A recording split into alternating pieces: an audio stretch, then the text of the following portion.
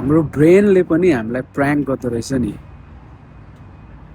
हामी जब सपना भित्रै सपना देख्छौँ नि अर्को, हो त्यसलाई चाहिँ ब्रेनले पनि प्र्याङ्क गरेको भन्दो रहेछ। अनि यसलाई चाहिँ साइन्समा चाहिँ फल्स अवेकनिङ भन्दो रहेछ है। अनि यसको 3टा मुख्य कारणहरू छ। नम्बर 1मा चाहिँ द हाइब्रिड स्टेट, जब हाम्रो ब्रेनको कुनै पार्ट जागेको स्टेटमा हुन्छ र कुनै पार्ट चाहिँ सुतेको स्टेटमा हुन्छ, अनि त्यो एक्सपिरियन्स मिक्स भएपछि चाहिँ यो हुन्छ।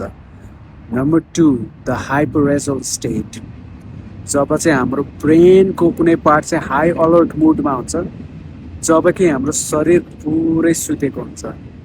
अनि नम्बर 3मा the rapid eye movement instability, जब चाहिँ हाम्रो सपनाको साइकल चाहिँ डिस्टर्ब हुन्छ अनि त्यसमा स्ट्रेन्ज एक्सपिरियन्स क्रिएट हुन्छ, स्ट्रेन्ज ड्रिम क्रिएट हुन्छ।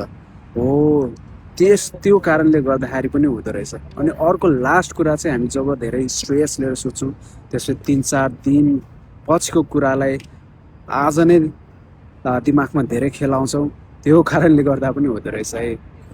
So next time if you see dream on your dream, that means your brain is playing a prank on you. Right? Cheers.